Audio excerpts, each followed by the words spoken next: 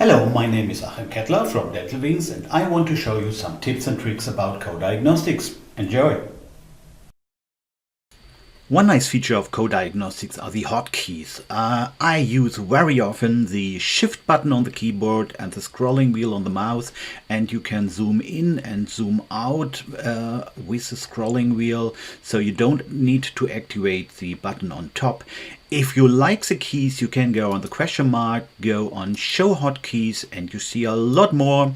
Select what you like, change your 3D orientation or whatever. Decide it. There is a lot to choose.